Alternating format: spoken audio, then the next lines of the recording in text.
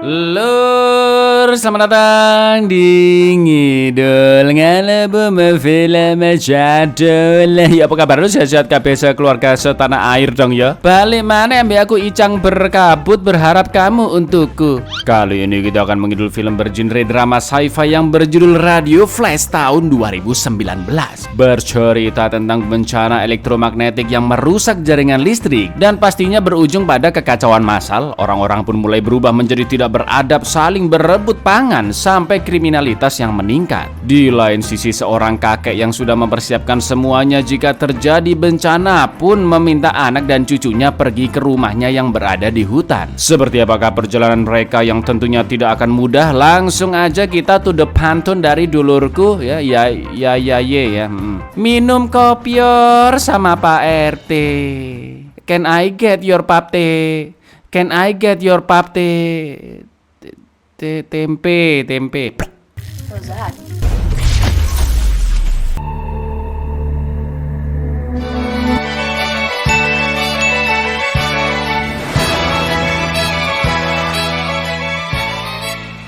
Film dimulai dengan seorang remaja bernama Riz yang sedang berada di sebuah ruangan aneh penuh telepon putar berwarna putih dan hanya terdapat satu telepon berwarna hitam yang tertempel kertas bertuliskan sebuah nomor. Riz pun menelpon nomor tersebut di telepon warna hitam dan mendapatkan ucapan selamat karena dirinya telah memenangkan Royal Flush, yaitu sebuah kombinasi kartu dalam permainan poker yang artinya si pemain bakal dapat keuntungan besar, lur. Lalu beberapa telepon lainnya ikut berdering yang juga mengucapkan selamat kepada Riz, dan tiba-tiba air pun keluar seperti hujan dari atas dan perlahan-lahan memenuhi ruangan itu. Anehnya di plafon ruangan terdapat sebuah WC yang menempel, jadi arah lubangnya ngadep ke bawah gitu. Melihat itu Riz pun yakin jika maksud Royal Flush tadi berhubungan dengan WC tersebut, yang mana flush artinya adalah menyiram WC ya kan. Riz pun berusaha memanjat telepon-telepon di dinding menuju ke WC, tapi dia sempat kepleset dan jatuh. Tak lama kemudian air pun hampir memenuhi ruangan dan Riz berenang ke arah WC yang ternyata tidak ada gagang flashnya. Setelah nomor telepon diperhatikan dan diotak-atik kembali, Riz menemukan petunjuk yaitu angka 44. Riz langsung mengambil nafas panjang untuk mencari telepon nomor 44 dan ketika nomor teleponnya dimasukkan, tara terdapat gagang flash tersembunyi di dalamnya. Sebelum kehabisan nafas, Riz segera berenang kembali ke atas, memasang gagang ke WC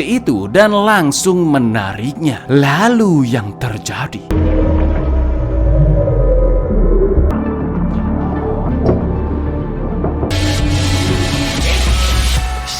ternyata itu semua hanya di dalam game virtual reality saja. Dan setelah membuka perangkatnya, Riz pun bersiap pulang OTW ke rumahnya. Inilah kilatan gelombang radio.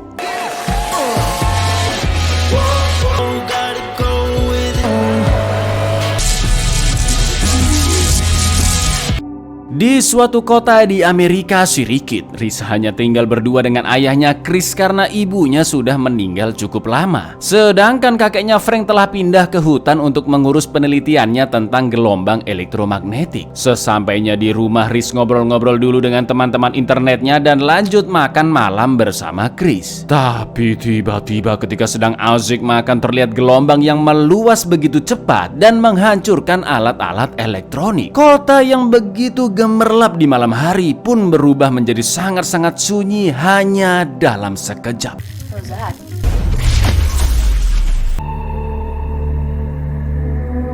Bukan hanya lampu-lampu dan sinyal yang mati, tapi komputer Riz juga ikut terbakar. Pokoknya semua alat-alat elektronik yang dicolok rusak, lur, kecuali HP dan gadget yang lagi nggak dicas, seperti iPad dan HP-nya Riz yang masih bisa menyala normal meskipun nggak ada sinyal. Setelah melihat foto-foto kenangan keluarga di iPad, Riz yang tidur pun terbangun karena mendengar kilatan listrik di luar. Dia mengeceknya ke gudang tempat barang-barang kakeknya disimpan dan menemukan buku berjudul Radio Flash yang yang mana isinya tentang arti dari radio flash itu sendiri, yaitu gelombang elektromagnetik atau singkatan Inggrisnya adalah EMP, yang disebabkan oleh kerusakan perangkat nuklir dan bisa merusak aliran listrik. Karena pada dasarnya Riz menyukai apapun yang berkaitan dengan teknologi dan juga terbiasa main game petualangan yang mengasah otak, Riz pun berusaha mengaktifkan radio yang sudah lama tidak terpakai di sana menggunakan listrik dari aki, yang alhamdulillahnya Riz berhasil menghubungi kakeknya Frank melalui radio. Betapa bahagianya Frank mendengar suara cucunya, apalagi setelah mendengar Chris yang juga baik-baik saja. Frank pun langsung menyuruh Riz bersama ayahnya pergi ke rumahnya di hutan besok pagi dengan berbekal peta yang sudah ditandai jalurnya, walkie-talkie berjarak maksimal 5 mil atau 8 kilo, dan juga generator portable untuk menyalakan radionya. Sebelum menutup komunikasi, Frank pun mengingatkan Riz untuk tetap tenang. But I'm gonna need you to get up here to me first thing tomorrow. Is it a radio flash? It's been a long time since exactly what this is. And I know you've been here. It's gonna be hard to find. When you get in range, you're gonna be fine, Reese. Copy that. Call you tomorrow. Keesokan paginya, Chris pun berbicara dengan Frank di radio yang menjelaskan jika padamnya listrik secara permanen disebabkan oleh EMP. Tentunya saluran komunikasi dan semua kegiatan menggunakan listrik yang mati total akan membuat banyak orang ketakutan, kepanikan, dan situasi kota menjadi kacau. Listrik yang padam berhari-hari akan menghentikan banyak pabrik yang akhirnya orang-orang akan membeli bahan pokok secara besar-besaran. Ya kayak di sinilah ketika awal-awal pandemi ya kan lur. Frank juga mengingatkan Chris untuk mengisi penuh tangki bensin mobilnya dari cadangan di gudang, membawa barang-barang yang penting saja dan segera OTW ke rumahnya di hutan sebelum situasi kota semakin membahayakan. You get here as fast as you can. You can't stay in that city. I've got everything we need to weather it here long term. It's an EMP, Chris. Devastating. It's wiped us out. Setelah selesai berkemas, Riz dan Chris pun mampir ke Alfamidi cabang Amrik untuk membeli air minum, dan terbukti sudah banyak sekali orang-orang yang saling berebut sembako.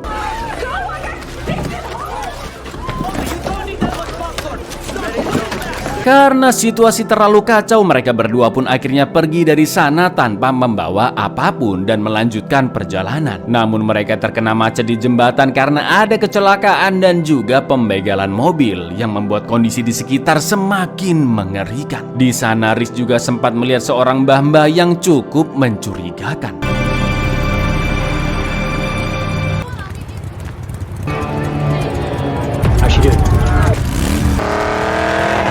Mereka berdua terus melanjutkan perjalanan hingga malam hari, tapi karena agak susah membaca peta, Chris pun kelewatan belokan yang membuatnya jadi kurang fokus nyetir dan akhirnya mereka menabrak pohon karena menghindari mobil di depannya. Saat mereka pingsan, Riz bermimpi tentang ibunya yang saat itu dibawa ke rumah sakit, dan lagi-lagi Riz melihat si kakek misterius yang dia lihat di kemacetan tadi.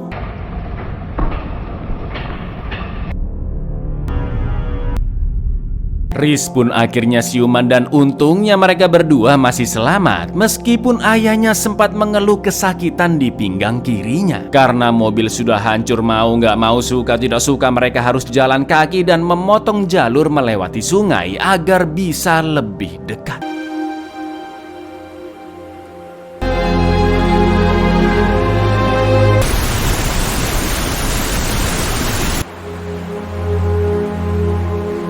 Setelah berjalan cukup jauh dan karena Chris terlihat semakin kesakitan, Riz pun memaksa untuk melihat lukanya yang ternyata Chris memar parah di pinggangnya dan juga berdarah di lengan kiri. Melihat itu Riz pun sangat khawatir, tapi sebagai ayah Chris berusaha meyakinkan anaknya jika dia masih baik-baik saja. Mereka berdua pun lanjut berjalan, namun tak lama kemudian Chris yang sudah sangat-sangat lemah akhirnya jatuh dan pingsan. Saat itu juga Riz langsung mencari pertolongan di sekitar, dan untungnya dia bertemu dengan Pak Glenn yang tinggal di dekat sana. Dad? Help! Help! Setelah diobati semampunya, Chris pun beristirahat sambil ditemani oleh Glenn dan dia sempat bercerita tentang para penduduk bukit yang sangat berbahaya. Setelah itu Rhys keluar mengambil air sumur untuk ayahnya, tapi tiba-tiba Simba misterius menampakkan dirinya. Rhys yang ketakutan pun berlari ke dalam rumah dan naasnya Chris yang terus kesakitan menahan luka memarnya akhirnya meninggal dunia. No!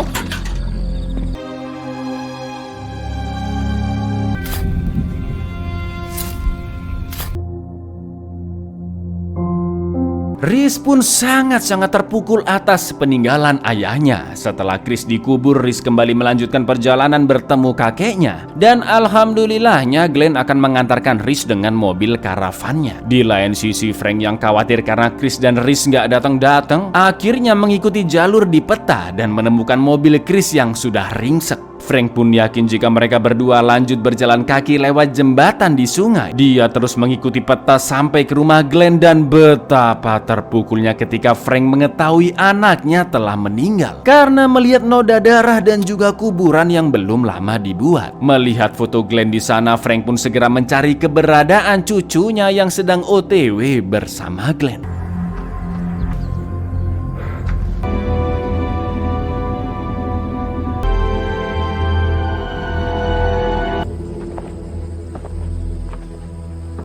Sementara itu di perjalanan Glenn menyuruh Rhys untuk bersembunyi di dalam karavan mobil karena ada seorang laki-laki mencurigakan yang kita sebut saja Pak Ijo menyetop mobil mereka. Pada awalnya Pak Ijo hanya izin nebeng karena mobilnya rusak, tapi setelah melihat bensin mobil karavan yang masih lumayan banyak, tiba-tiba dia memaksa Glenn keluar dan langsung menembaknya hanya demi merampas mobilnya. It's nice to get out of the truck. You don't want to do anything stupid. Untungnya Rhys masih aman di belakang dan tidak ketahuan sama sekali. Pak Ijo pun terus menyetir sampai melewati jalanan primitif atau daerah pedalaman yang jarang dikunjungi dan tidak aman. Sedangkan Rhys terus mencoba menghubungi kakeknya dari walkie-talkie tapi masih belum nyambung, yang berarti lokasi Frank masih lebih jauh dari 8 km. Ketika Pak Ijo melewati mobil-mobil rongsokan, dia pun berhenti sebentar untuk mencari bensin. Namun tiba-tiba terlihat sesosok pria bernama Bill yang sedang menguntitnya. Dan yang terjadi, mampus instan karma ya kan? Mendengar suara tembakan itu, Rhys pun gercep kabur dari mobil menuju hutan. Tapi sayangnya Bill datang menyergap Rhys dan langsung menculiknya menggunakan karung.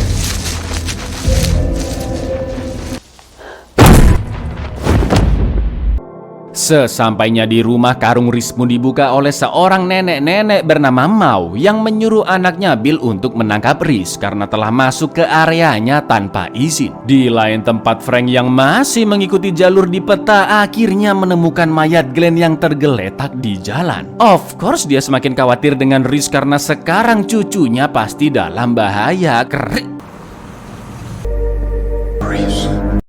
Malam harinya Rhys pun diajak makan malam bersama Mau dan Bill. Sementara itu cucu Mau yang juga tinggal di sana yaitu Queen hanya berdiam diri duduk di pojokan. Mau pun bertanya kenapa Rhys dan ayahnya masuk ke dalam kawasannya. Lalu Rhys menjawab jika Pak Ijo bukanlah ayahnya. Dia telah membunuh dan merampas mobil Glenn yang akan mengantar Rhys ke kakeknya. Tapi untungnya Pak Ijo ditembak oleh Bill. Rhys juga menjelaskan jika listrik di kota mati total, yang mana Mau tidak tahu sama sekali karena sehari-harinya dia tidak menggunakan listrik. Merasa tempat itu sangat mencurigakan, Rhys pun pamit untuk melanjutkan perjalanan ke rumah kakeknya Frank. Namun Mau mencegah Rhys dan memaksanya untuk bermalam dulu di sana. Ya alasannya sih karena di luar ada serigala berkeliaran, lur. Can't stay here.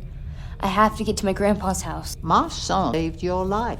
You can sleep there tonight. Ketika Mau sudah tidur, Rhys pun turun dari kamar lotengnya dengan sangat hati-hati. Tapi sayangnya Mau terbangun karena mendengar suara Rhys yang menggeser kunci slot di pintu dan langsung menyuruh Billy untuk mengejarnya. Saat itu juga Billy memburu Rhys dengan mobilnya. Namun karena anaknya Queen diam saja ketika disuruh menangkap, Bill pun menonjok anaknya hingga pingsan lalu kembali memasukkan Rhys ke dalam karung. Say, go get her. Dengan brengkesnya ternyata karung Riz digantungkan ke pohon dan betapa paniknya Riz ketika melihat ada seonggok beruang besar tepat di bawahnya yang terus berusaha membuka karung. Itu kalau jatuh. Tapi tak lama kemudian beruang itu pun tewas ditembak oleh Bill karena ternyata Riz hanya dijadikan umpan dan beruang itu akan dijadikan stok bahan makanan keluarga mereka. Setelah itu Riz pun dibebaskan dan disekap kembali ke dalam gudang. Jelas Bill dan emaknya mau ini udah konslet banget ya kan lur.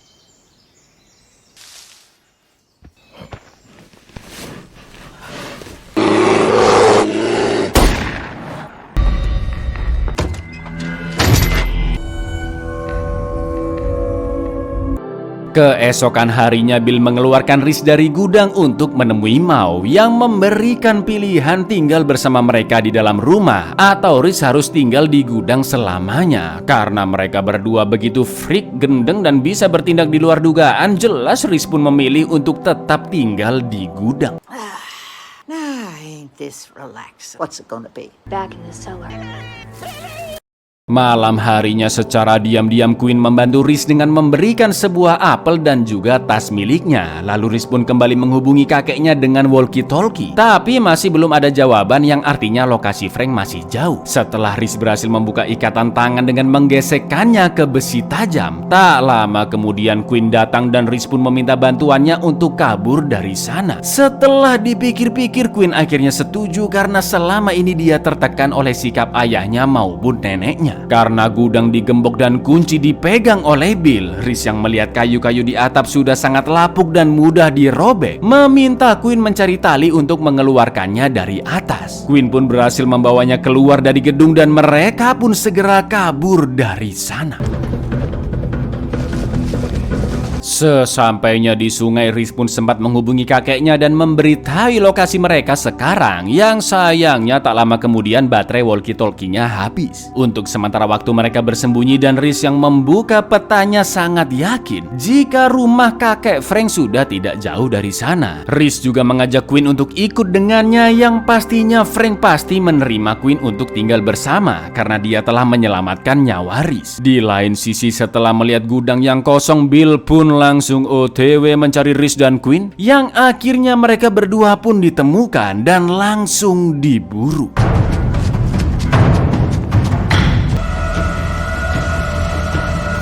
Mereka terus berlari sampai harus menyeberangi batang pohon, namun sayangnya Riz sempat hilang keseimbangan dan menjatuhkan tasnya.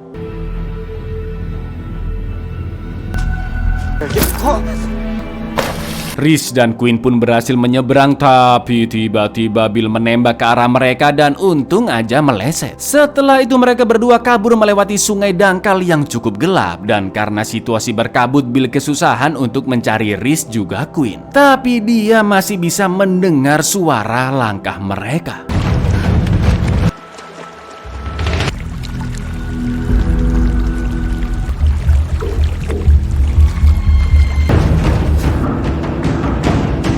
Karena sudah terpojok, Queen pun berencana untuk menyergap Bill. Tepat ketika Bill akan menembak Riz yang masih bersembunyi, Queen pun menyerangnya dari belakang hingga senapannya terpental ke dekat Riz.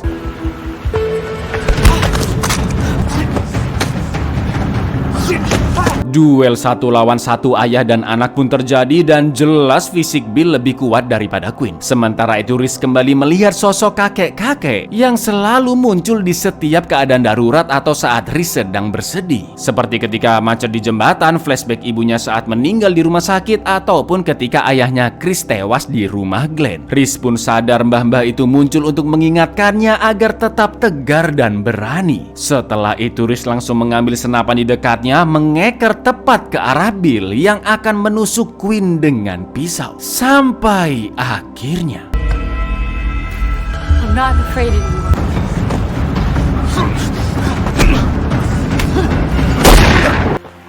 Bill pun tewas seketika, tapi ternyata yang menembak bukanlah Rhys melainkan kakeknya Frank dari belakang. Setelah menempuh perjalanan yang begitu panjang dan mengerikan, Rhys akhirnya bisa bertemu dengan Frank. Mereka pun terlihat sangat bahagia dan Frank juga membawa Quinn untuk hidup di rumahnya, lengkap dengan kebutuhan untuk hidup, mulai dari alat-alat berburu, indomie berbagai varian rasa, sampai generator dan radio. Frank juga mengambil tas Rhys yang tadi jatuh ke sungai dan sudah mengecas baterai HP beserta iPad-nya. Mereka pun menjalani kehidupan layaknya keluarga dan terlihat Quinn yang terkesima melihat kecanggihan gadget. Lalu tiba-tiba muncul banyak notifikasi dan pesan darurat presiden di iPad Rhys, yang mana artinya listrik telah aktif kembali. We took our shifts chopping wood, build up our wood in our position. We had everything we needed.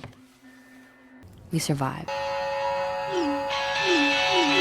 Buyar, makanya sabar, sentil juga nih. Coba nunggu di dalam rumah beberapa minggu aja, nggak usah ke hutan kan semuanya selamat. Assalamualaikum.